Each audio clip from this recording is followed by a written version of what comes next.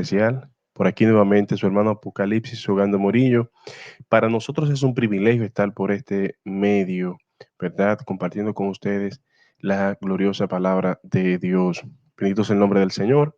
Bien, si bien mis hermanos, recuerden que estamos impartiendo esta clase de teología bíblica y sistemática en nuestra iglesia local Romanos 8:28, iglesia cristiana evangélica, ubicada en Los Alcarrizos, Santo Domingo, República Dominicana.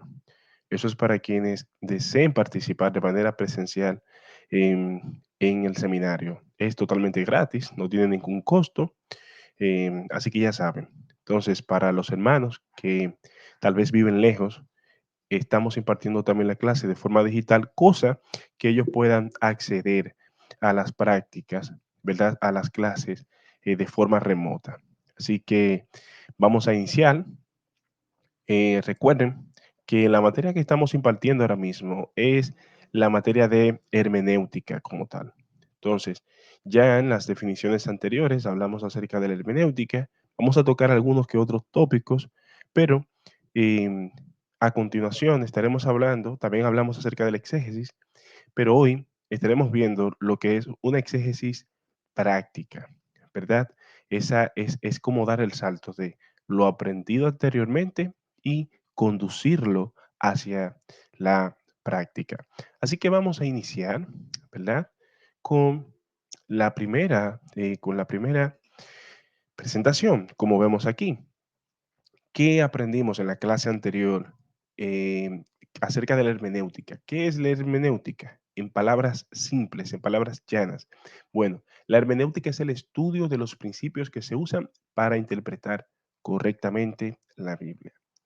Hermenéutica, principios que se utilizan, ¿verdad? O que se estudian para llegar a una conclusión coherente y puntual de las Sagradas Escrituras. ¿Qué significa la palabra hermenéutica? Interpretar, en este caso, interpretar la palabra de Dios. Y vamos a ver algunas herramientas que nos provee la hermenéutica. Entonces, los puntos que tocamos anteriormente respecto a la misma es, ¿por qué nosotros, y por así decirlo, decimos que la hermenéutica es una ciencia? Bueno, consideramos a la hermenéutica como una ciencia porque conlleva un proceso de estudio, un proceso de aprendizaje, un proceso de evaluaciones. Entonces, conlleva una serie de pasos que nos permiten a nosotros desarrollar un conocimiento, por así decirlo, panorámico de lo que es el arte, lo que es la interpretación. ¿Por qué decimos entonces que la hermenéutica es arte? Decimos que la hermenéutica es arte porque se practica. En la iglesia hacíamos la comparación de, supongamos, cuando una persona desea aprender algún tipo de instrumento, ¿verdad? Nadie nace sabiendo, ese es el dicho popular. Cuando una persona desea aprender un tipo de instrumento, ¿qué tiene que hacer? Simple. Bueno, tiene que tomar clases de ese instrumento, teoría, y luego entonces lo lleva hacia la práctica. Y porque esa persona practique un día ya y aprenda automáticamente a tocar el instrumento, no. Tiene que irlo desarrollando, tiene que ir practicando. Similar pasa con la hermenéutica. Es un arte porque conlleva un proceso continuo, constante y persistente de la práctica. Entonces, por eso decimos que la hermenéutica es un arte.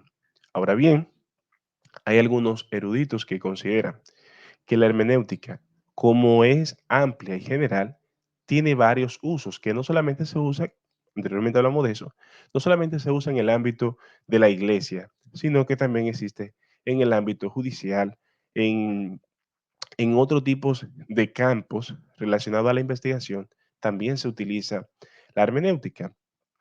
Y entonces estos eruditos consideran que la hermenéutica puede ser tanto oral como también escrita. Puede ser oral o escrita. Es decir, cuando se escucha a una persona transmitir un mensaje, el receptor, es decir, quien recibe el mensaje, interpreta lo que esa persona está diciendo.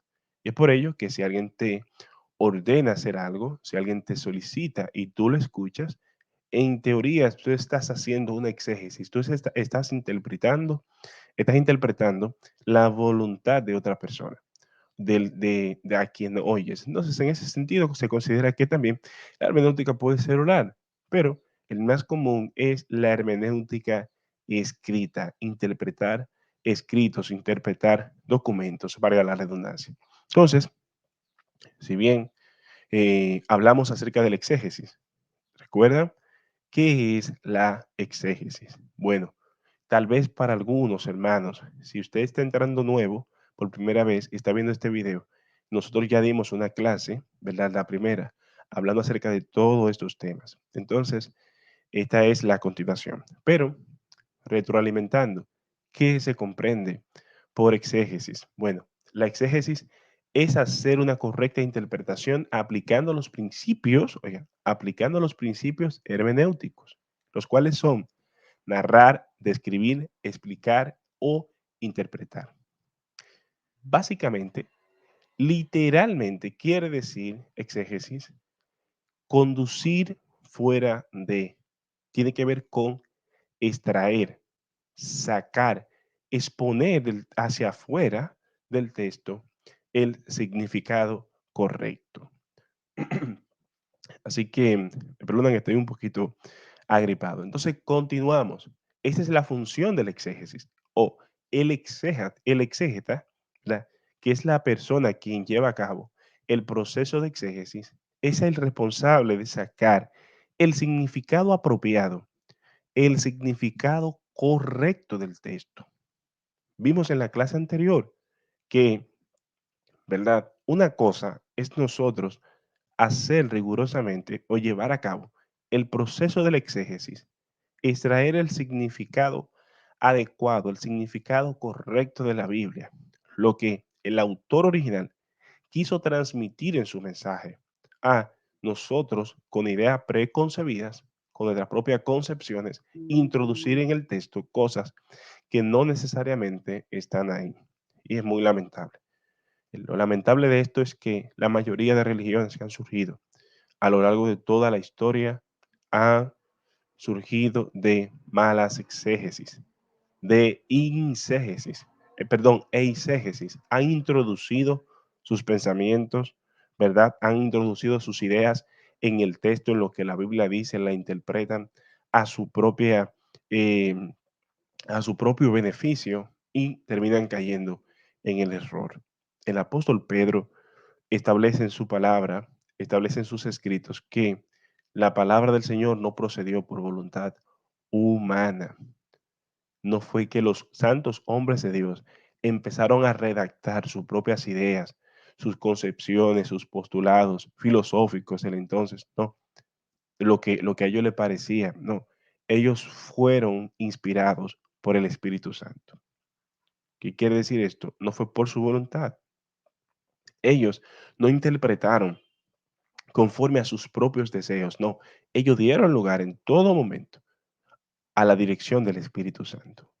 Y por ello creemos firmemente que la Biblia es exhalada, es inspirada por Dios, que Dios se valió de hombres comunes y corrientes para transmitir este mensaje necesariamente. Analógicamente, Dios tuvo que valerse de hombres para transmitir el mensaje, porque entonces, ¿a quiénes iba a enviar? Iba a enviar ángeles, querubines, ¿verdad? No, era imposible para nosotros comprender de manera correcta, aunque la Biblia nos hable de hechos en donde los ángeles evidentemente aparecieron. No digo con esto que los ángeles necesitan, ¿verdad? Si yo reprenda, como decimos aquí. No, no es eso.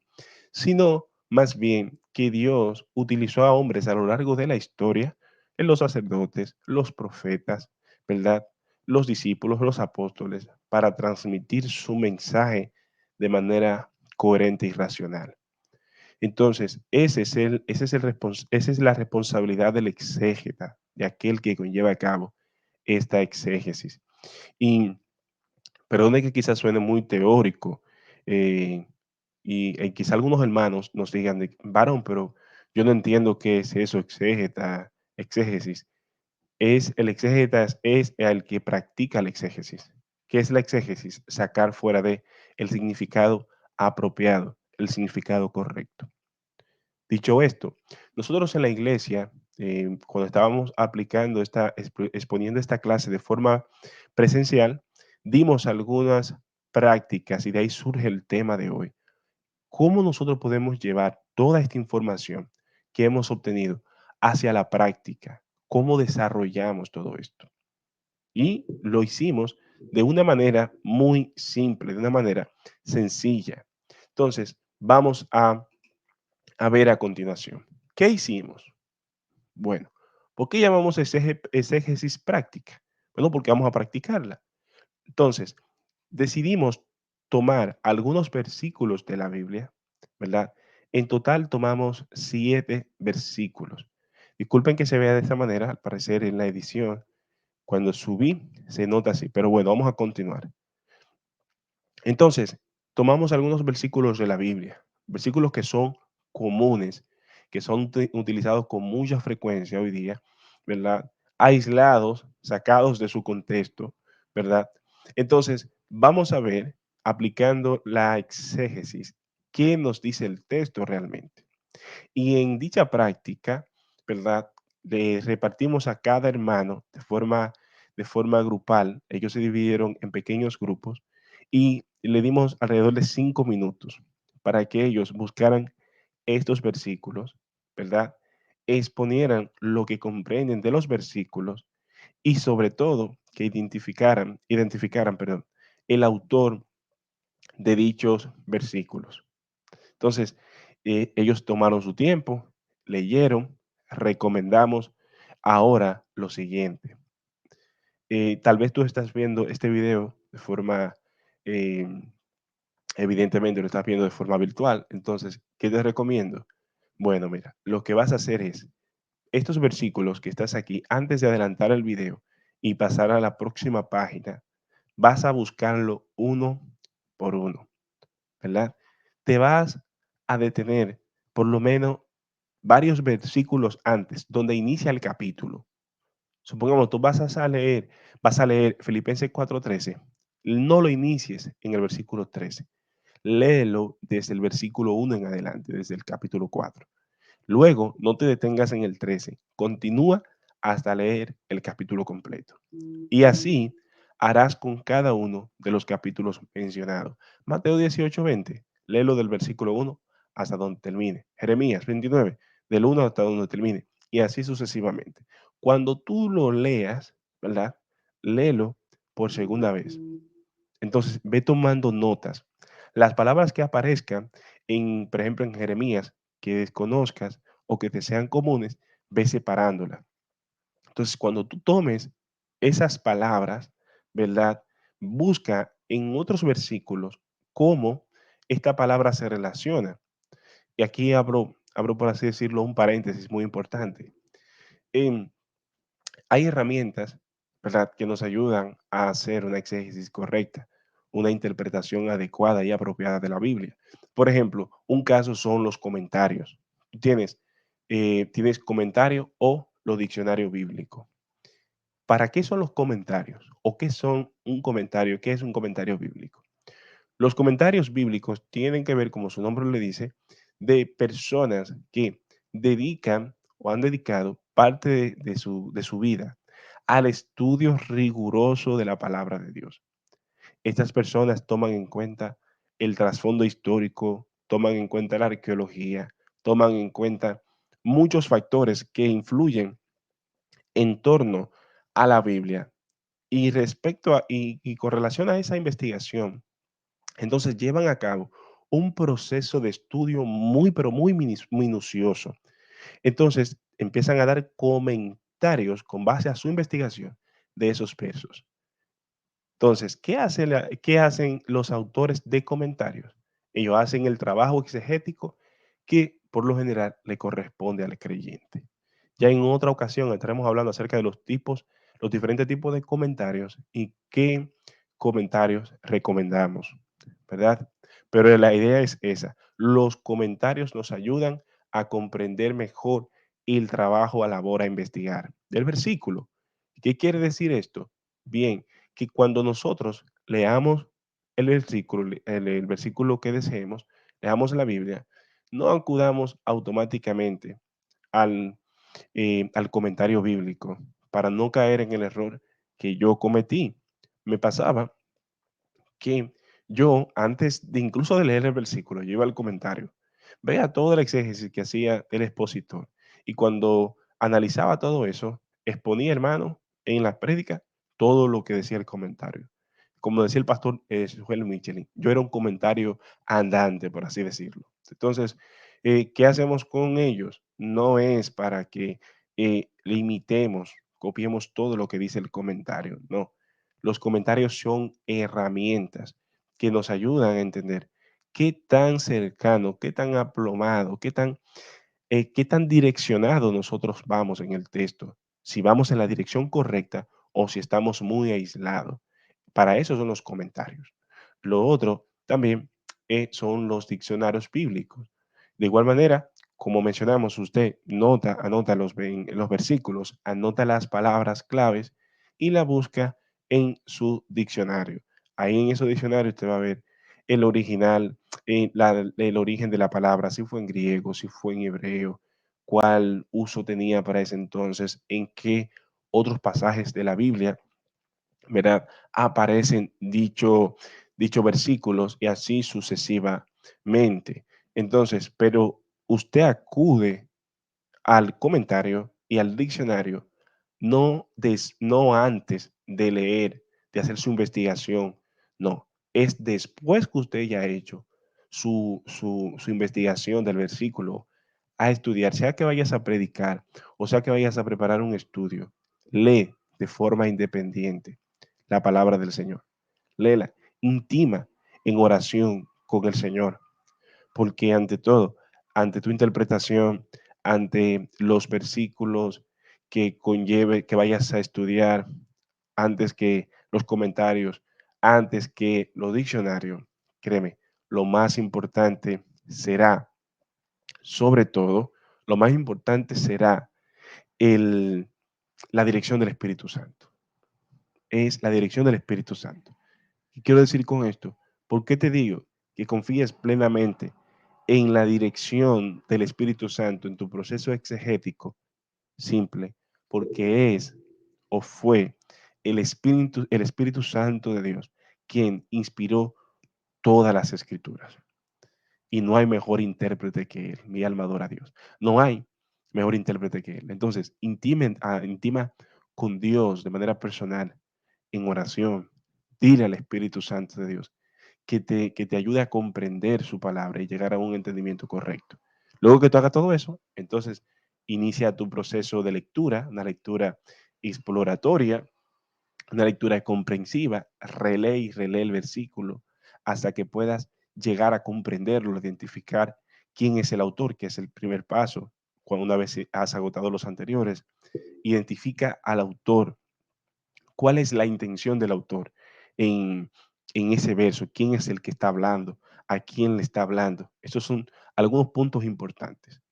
Entonces, me imagino que estás siendo fiel, ¿verdad? No has avanzado esta imagen para ver entonces el significado de cada uno de estos versículos. Entonces, como mencionamos, estos pasajes que nosotros logramos ver aquí, Filipenses, Mateo, Jeremías y demás, ¿verdad? Son los más populares. Lo que lamentablemente el caso, ¿verdad? Tendemos a aislar de su contexto. Entonces, vamos a ver a continuación, llevando la exégesis a la práctica, ¿verdad? ¿Qué nos dicen estos versos bíblicos? Por ejemplo, Filipenses 4:13.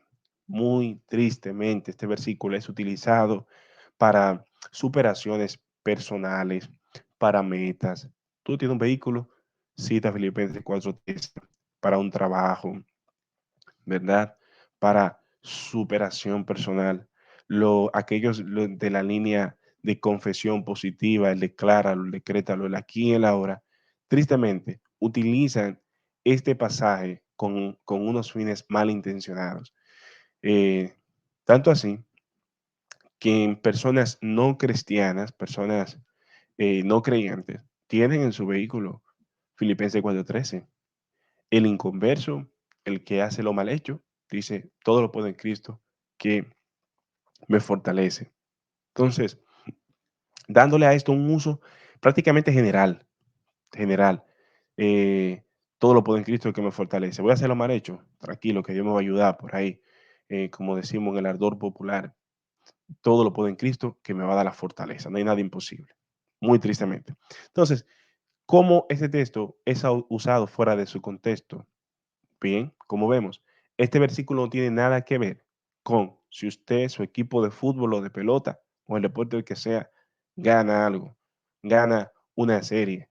No, vamos a ganar porque todo lo podemos en Cristo que nos fortalece. No, no, no se está refiriendo ni a ganar o perder un deporte, alcanzar el autobús, camino al trabajo, el tren, llegar a tiempo, alguna cita. No, yo voy a llegar porque todo lo puedo en Cristo que me fortalece. Jugar, ¿verdad? Voy a jugar a la lotería para ver si me la saco, porque yo creo en que Dios me va a dar la fortaleza para ganarme la lotería. No, no tiene que ver con nada de eso. Ahora, ¿cuál es la interpretación correcta de Filipenses 4:13? Como podemos ver acá, nos dice, ¿quién está hablando? Está hablando el apóstol Pablo. ¿A quién habla? A los hermanos en la iglesia de Filipos. Pablo estaba, mis hermanos, bajo perdón, disculpen que soy a veces un poco cosa con la lengua. Pablo estaba bajo arresto domiciliario. Dice la Biblia que Pablo estaba, estaba preso esperando un juicio por la sencilla razón de predicar la palabra de Dios. Entonces, dice más abajo que en su lugar de ser derrotado por las circunstancias que le rodeaban, ¿verdad? Esas circunstancias desafortunadas, Pablo aprovecha esta oportunidad para enseñar a la joven iglesia de Filipo que puede soportar cualquier circunstancia porque tiene fortaleza que proviene de la fe en Cristo Jesús. Esta es la idea, esta fuerza sobrenatural para soportar todas las situaciones está siempre, ¿verdad? Con Pablo, porque el Espíritu Santo de Cristo está siempre con él, incluso en la cárcel. Esta fuerza sobrenatural siempre actuó en Pablo, el Espíritu Santo. Pero el Espíritu Santo solo estaba con Pablo. No, está con todos los creyentes. ¿Y cuáles son los creyentes? Aquellos que se distinguen de la creación, aquellos que en Cristo Jesús son llamados hijos, aquellos que en Cristo Jesús han sido separados por el Padre para servirle. Entonces, a estos creyentes, a quienes o en quienes mora el Espíritu Santo de la promesa, aquellos que han sido constituidos como templo en el cual Dios mora por medio de su Espíritu Santo, a ellos, dice Pablo, el Señor le da fortaleza sin importar cuál sea su circunstancia, sin importar que estén enfermos en condiciones terminales, sin importar diagnósticos, sin importar la escasez, sin importar la abundancia. Dios es nuestra fortaleza, no un genio de una lámpara para llegar a nuestros propios fines. No es eso. Él es nuestra fortaleza en medio de nuestras debilidades. Esa es la intención del autor. ¿Y cómo nosotros podemos llegar a esta conclusión? Leyendo los versículos que se adelantan al 13 hasta el final, el capítulo completo. Vamos a hacer el exégesis al otro versículo, el cual se encuentra en Mateo 18:20. ¿Qué nos dice Mateo 18:20? Dice, porque, ¿verdad? Porque donde están dos o tres congregados en mi nombre, allí yo estoy en medio de ellos. Donde haya dos o tres congregados en mi nombre, allí estoy en medio de ellos. Otro texto aislado de su contexto. Este versículo se cita durante reuniones de oración, pero, ¿verdad? Dice aquí, pero en muchos casos se usa como justificación para saltarse la iglesia para adorar con su familia en casa mientras el partido está en fútbol, ¿verdad?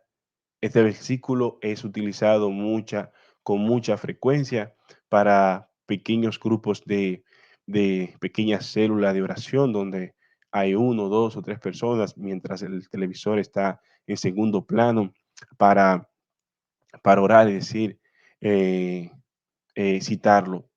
Aunque estemos uno solo, aunque estemos dos o tres, sin importar la cantidad, eh, ¿verdad? Sabemos que Dios está en medio de nosotros, porque aquí por lo menos hay dos, hay tres.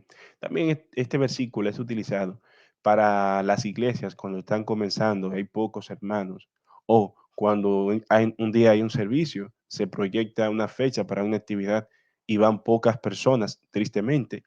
Se dice, no importa la cantidad, o sea, que hay cinco, hay tres, cuatro, con lo que estén aquí, Dios está en medio de nosotros, como dice Mateo 18:20. Pero con esto no quiero ser extremo. ¿Qué quiere decir? Usted quiere decir, hermano, que el versículo está mal usado porque la intención de nosotros es decir que Dios está con nosotros.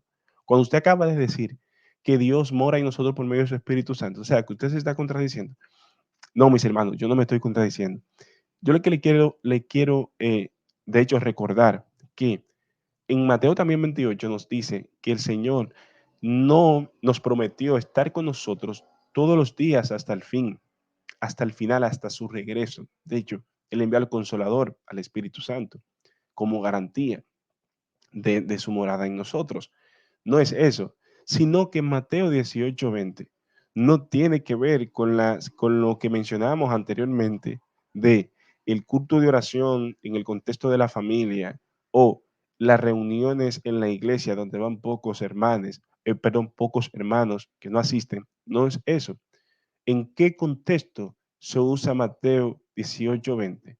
En el contexto de la disciplina, en el contexto disciplinario. ¿Cómo nosotros podemos descubrir esto? Bueno, este versículo cae específicamente, como vemos aquí, dentro del contexto de la disciplina dentro de la iglesia y tratando con los creyentes rebeldes. ¿Qué quiere decir esto? Imagina usted que un hermano, por algunas circunstancias, tiene algo con otro hermano, ya sea por la falta del perdón, tenga, qué sé yo, algún tipo de problema, y esta persona se rehúsa a perdonar a su hermano. Esta persona tal vez no solo el perdón, quizá practica, tiene una vida, una conducta de permanecer en el pecado, en alguna práctica de la cual Dios, ¿verdad?, le rescató y él aún así, en su intimidad, en el secreto, continúa, persiste en seguir pecando, ¿verdad? Dando evidencia no de haber nacido de nuevo, sino de estar muerto nuevamente en delitos y en pecados. Ese hermano, ¿verdad? Está propenso a la reprensión y supongamos que venga otro y le llame, le diga, hermano, mira, somos nueva criatura en Cristo Jesús, segunda de Corintios 5:17, vamos a orar para que el Señor te transforme, pero también de tu parte, considera alejarte de tu pecado.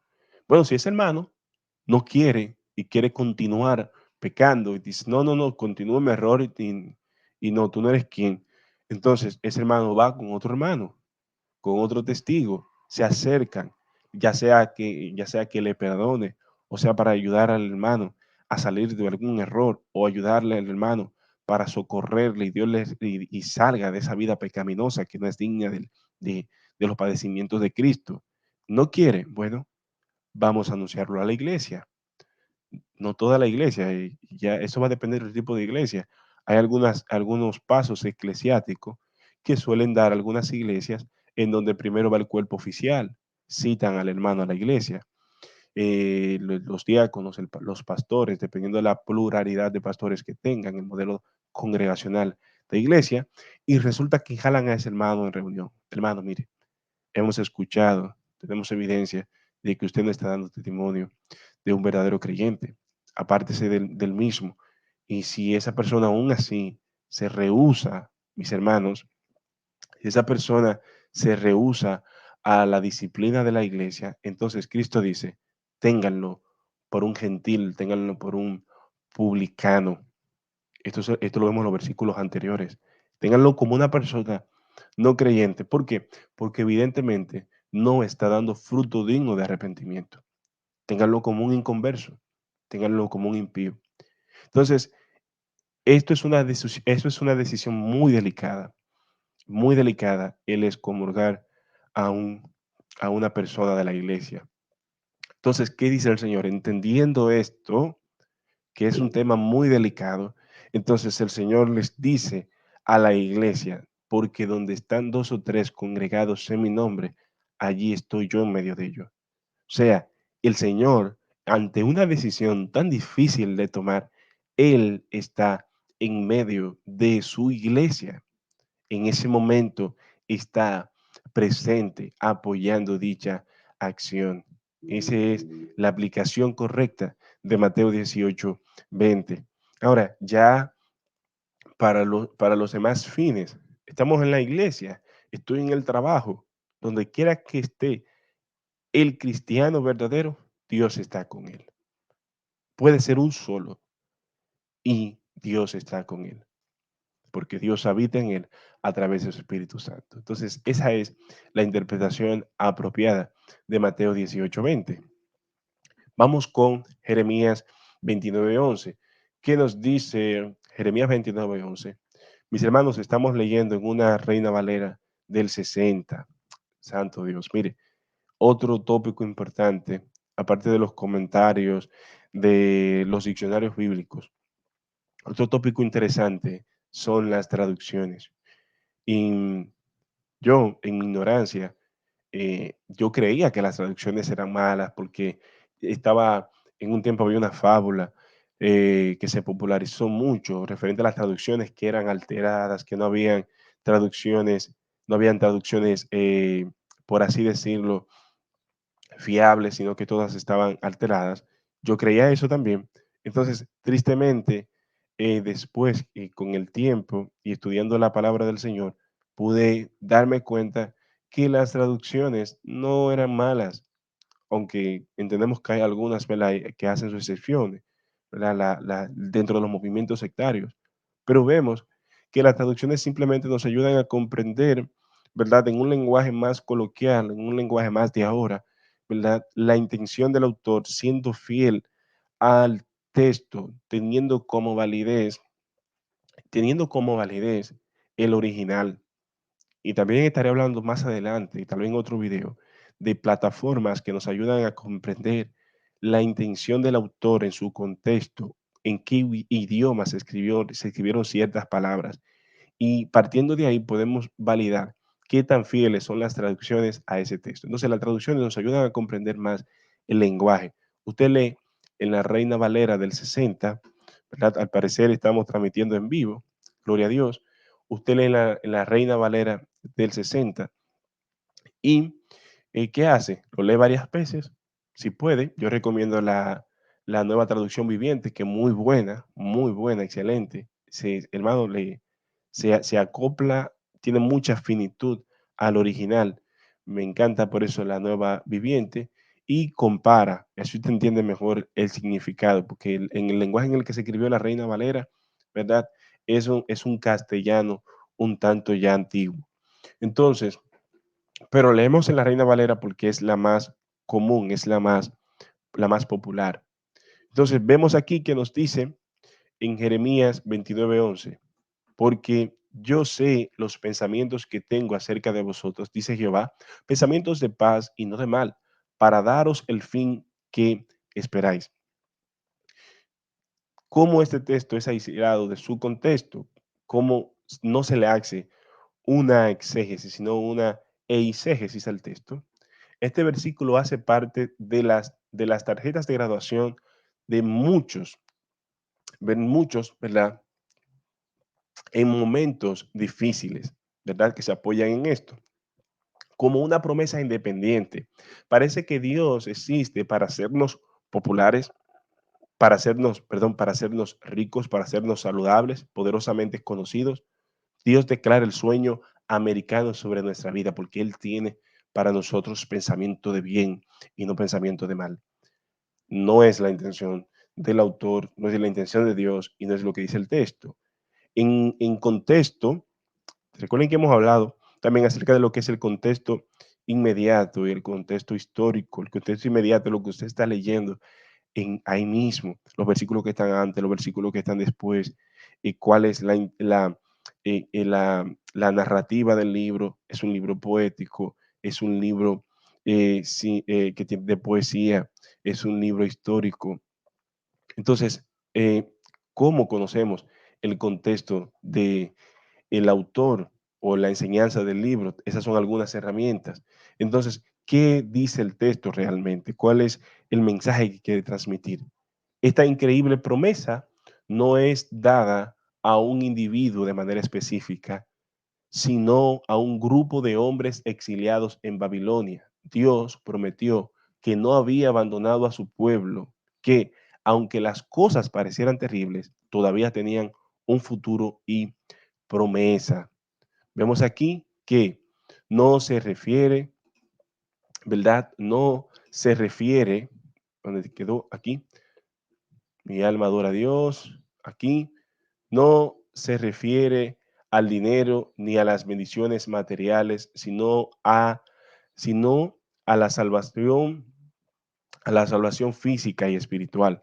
Es una hermosa promesa que Dios ha hecho en su pueblo, que en su futuro esperanzado solo encontrará en él, en un futuro esperanzado, solo podrán encontrar en Dios refugio. Es esto, son bendiciones, como vamos a ver, bendiciones espirituales, salvación eterna en Cristo Jesús, por medio y a través de Cristo, ¿verdad? No es un texto para nosotros utilizarlo con el fin de obtener cosas materiales. Esa no es, ese no es el significado apropiado. Como les, bien mis hermanos, como les mencionaba, este pasaje de Mateo 7:1 no se está refiriendo a que podemos dejar que el hermano continúe en su vida pecaminosa, que nosotros también continuemos pecando y que nadie nos pueda reprender, nadie nos pueda llamar la atención, porque no, el otro no tiene la facultad, ni mucho menos nosotros, de juzgar. No es eso. ¿En qué contexto Cristo está diciendo esto? En el contexto de reprensión, de corregir a tu hermano. Y dice que si tu hermano tiene una viga en su ojo, ¿verdad? Y tú tienes una paja en ambos ojos que, perdón, no te permite ver esa paja, no te va a permitir ver esa paja tan grande, ese cuerpo extraño, no te va a permitir ver con claridad para poder retirar la viga que tiene ese hermanito en sus ojos. No es que tú no eres quien para, dado que tú no tienes la paja, dado que tú no puedes ver, tú no eres quien para limitar, para retirar de la vista de tu hermano esa pequeña paja. No es eso. Es que primero tú tienes que sacar la paja de tu ojo y luego entonces que tú la retires, podrás ver con claridad y separar la viga de tu hermano. ¿Qué quiere decir esto? Que bueno, que antes de nosotros corregir, antes de nosotros reprender a un hermano, debemos considerar que nosotros no estemos en la misma condición. En pocas palabras, que nosotros estemos o seamos aptos para corregir al hermano, que no estemos haciendo lo mismo. Puedes decirle a una persona, a un hermano en la fe, que no mienta cuando tú te dedicas a mentir. No puedes decirle que no robe cuando tú te dedicas a robar. No puedes decirle que no codicie la mujer de su prójimo cuando tú codicias a todas las mujeres que te rodean, sean solteras, sean sin importar su estatus. Entonces, no es eso. Tienes, antes de corregir a tu hermano, visualizar si tú no estás haciendo lo mismo o quizás peor. Otro punto a considerar, y es que antes también de corregir o reprender a nuestro hermano, lo correcto, lo apropiado es también ponte en la condición de tu hermano, porque tal vez ahora en ese momento haya sido tu hermano el que haya faltado, el que esté, quizá haya cometido el error, está en pecado, pero probable, muy probable, es que tal vez mañana seas tú la persona que esté, que conlleve, que haya que juzgar, que haya que reprender. Entonces, ¿con qué vara tú quieres que te midan?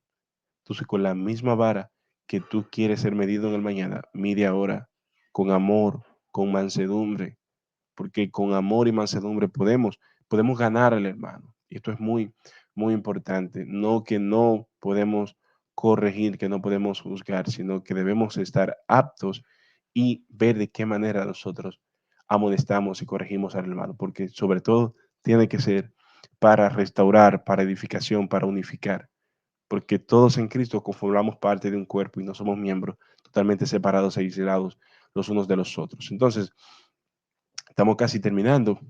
Continuamos entonces con Mateo 24:2, donde nos dice, respondiendo él les dijo, ¿veis todo esto? De cierto os digo que no quedará piedra sobre piedra que no sea derribada.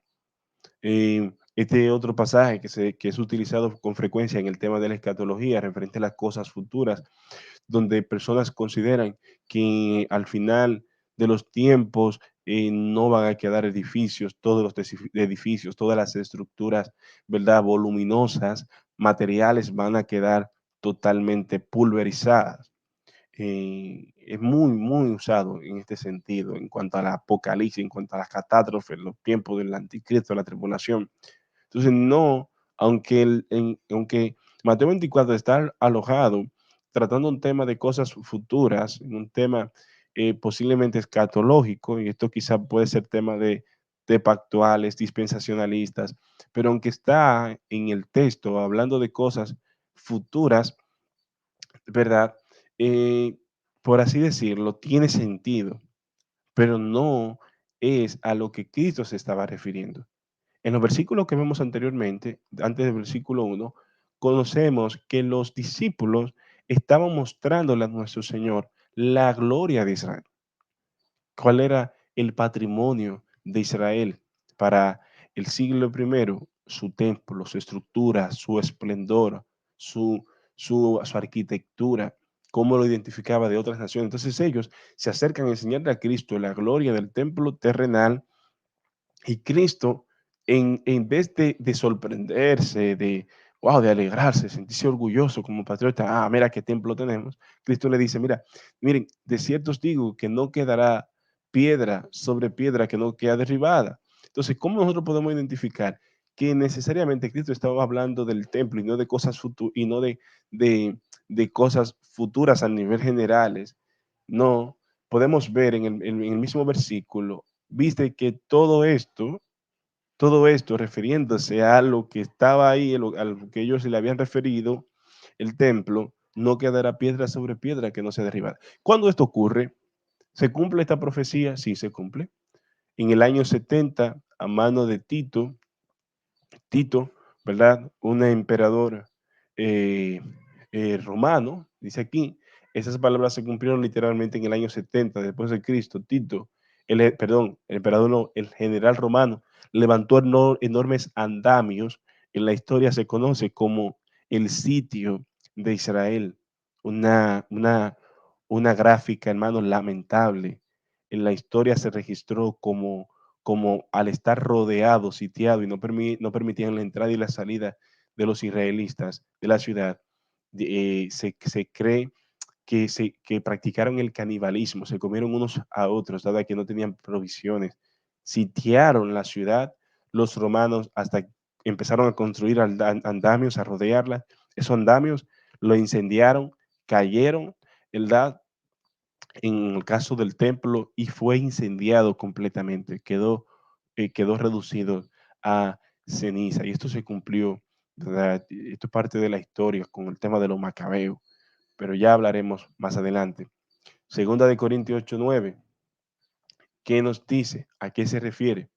Dice aquí, porque ya conocéis la gracia de nuestro Señor Jesucristo, que por amor a vosotros se hizo pobre siendo rico, para, para que vosotros en su pobreza fuésemos enriquecidos. Este texto también es utilizado con mucha frecuencia para decirnos que evocar que la voluntad de Dios para nuestra vida es que tengamos riquezas, que seamos ricos, que seamos prósperos, que tengamos casa, que tengamos yate, que tengamos una cuenta con mucho cero. No, esta no es la intención del texto. No es que, ay, Cristo se hizo pobre para que tú y yo fuésemos ricos. Por eso que es la voluntad de Dios es que tú prosperes, que tú seas rico, es que tú tengas de todo. No, no, no. No es eso. ¿A qué riqueza se refiere nuestro Señor? A quien el que está hablando es el apóstol Pablo. Pero aquí, ¿cuál es la riqueza de la cual la Biblia nos habla realmente? Los creyentes, ¿verdad?, adquieren riqueza espiritual mediante el sacrificio y empobrecimiento voluntario de Cristo Jesús, como vemos en Filipenses 2, 5, 8. En este sentido, Cristo se hizo pobre en virtud del sacrificio, en virtud de conllevar la obra de Dios, ese proceso glorioso donde Él sufrió lo que a ti y a mí nos correspondía. En ese sentido, se hizo pobre. Dice aquí, se vuelven ricos con la salvación, nos volvemos ricos con la salvación, el perdón, el gozo, la paz, la gloria, el honor y la majestad. Vemos en Primera de Corintios 1, 4 al 5, Primera de Corintios 3, 22, Efesios 1, 3, 3, la Primera de Pedro 1, 3, 4, se convierten en coherederos en Cristo Jesús. Entonces, en eso consiste las riquezas, riquezas espirituales. Hemos sido bendecidos en Cristo Jesús con riquezas espirituales, no con riquezas materiales. Entonces, ya por último, para terminar, mi alma adora al Señor. Romanos 4:17. ¿Qué nos dice Romanos 4:17? Porque está escrito, te he puesto por padre de muchas gentes delante de Dios, a quien creyó, el cual da vida a los muertos y llama a las cosas que no son como si fuesen. Mi alma adora al Señor. Aquí otro verso que también es usado con mucha frecuencia, no se le aplica lo que es la exégesis correcta, es que se usa para declarar, para decretar. Dice la Biblia que llamemos las cosas que son, que no son como si fuesen.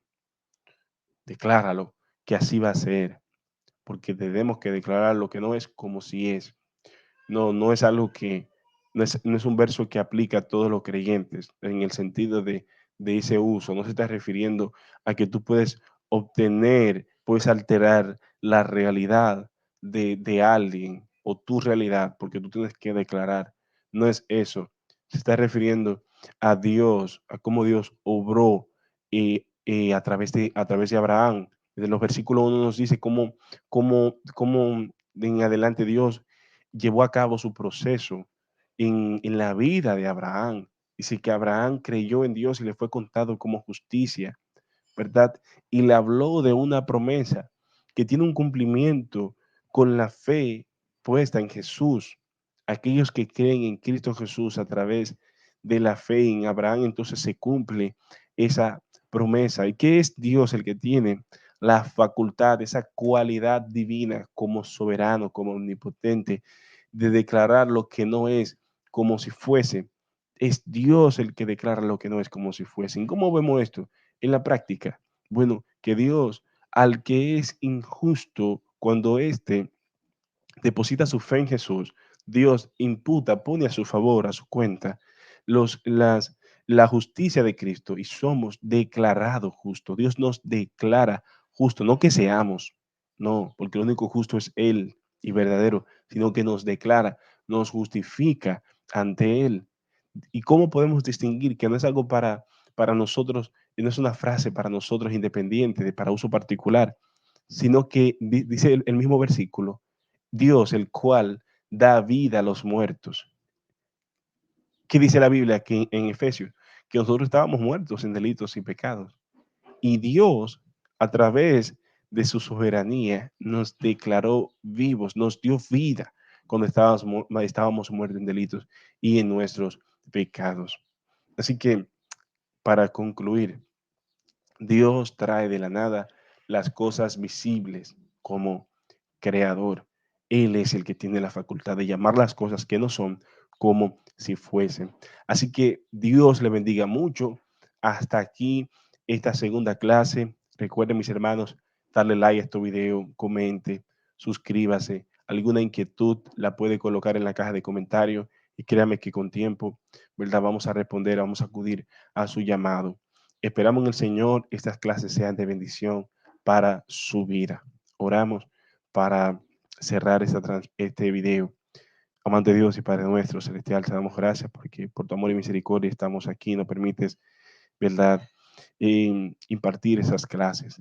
Esperamos que sea de bendición y mucha ayuda para para todos los hermanos que nos ven, Dios mío, y se encuentran en circunstancias difíciles. Ayúdales en su conocimiento, en el conocimiento y crecimiento de tu palabra, que puedan desarrollar una enseñanza sana, una teología, Dios mío, de manera bíblica, y puedan confiar plenamente en tu palabra. Así que Dios les bendiga y Dios les guarde. Será hasta la próxima.